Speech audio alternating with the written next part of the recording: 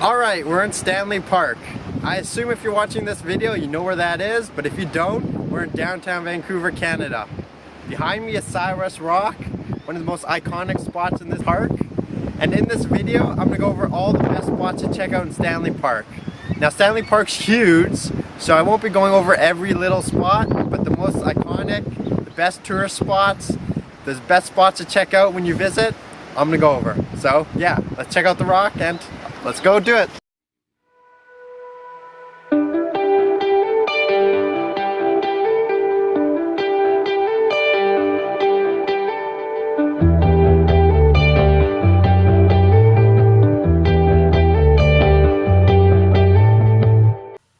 Alright, so if you're watching this video, I assume you're planning on visiting Stanley Park. If you have never been or wanting to know the best spots to check out while you're in Stanley Park, I think you're going to find this video very helpful.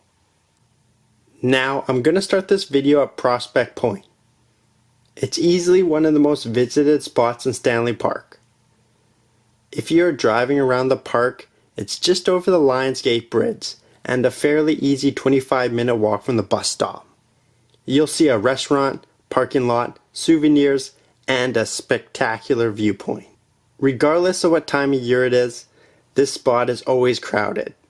But the views you get of Broad Inlet, West Vancouver, the ships entering Vancouver, and the Lionsgate Bridge make it worth it.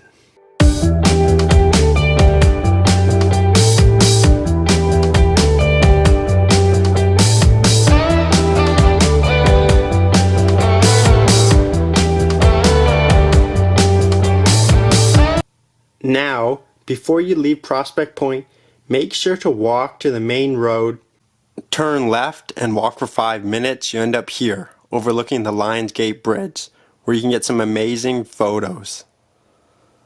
If you're leaving Prospect Point and turn right, and after you pass the main parking lot, you'll see a trail on your right. Take it.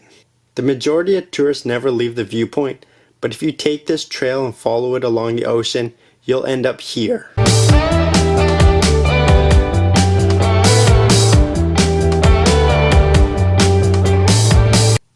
With a viewpoint overlooking Cyrus Rock. Regardless of the time of year, you'll find it a lot less busy up here compared to the people walking along the seawall. It's definitely a hidden gem that most tourists miss when they're visiting Stanley Park. With it only being an easy 25-minute from Prospect Point, it's definitely a spot you should check out. If you're walking along the seawall, when you get to 3rd Beach, head up to the main road and look for the trail. Since I'm talking about 3rd Beach, it's the best downtown Vancouver beach you're gonna find. It's naturally sandy, surrounded by nature, and generally less busy than other downtown Vancouver beaches. Bring a picnic and enjoy the day, because most of the restaurants in Stanley Park are very expensive. Now, if you're talking about Stanley Park, you have to mention the Seawall. If you don't know exactly what it is, it's a walkable, bikeable path that runs along the edge of Stanley Park and beyond. It follows along the coastline and technically runs from Canada Place to Kitsilano Beach. Basically right around Vancouver's coastline. To walk around Stanley Park's Seawall, it's about a 2 to 3 hour walk. But I recommend biking, which would only take about an hour or so to do. There are countless of places that do bike rentals, so just search online. If you don't have time to do the entire seawall in Stanley Park, I'd focus on the western side, from English Bay to the Lionsgate Bridge. You'll pass 2nd Beach, 3rd Beach, Cyrus Rock, and you'll get incredible sunset views.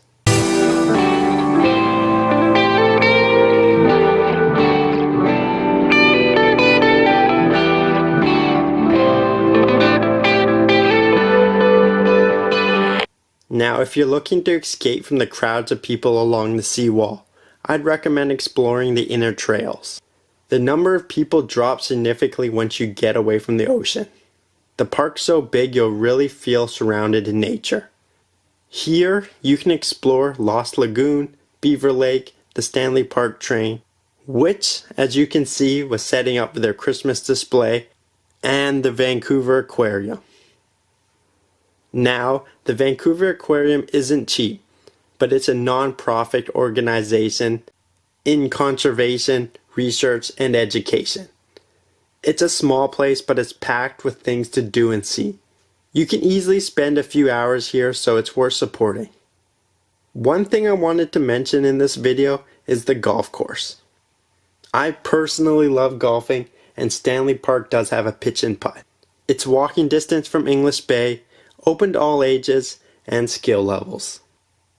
It's a great place to come, spend an hour or two, sneak in some drinks, and have fun.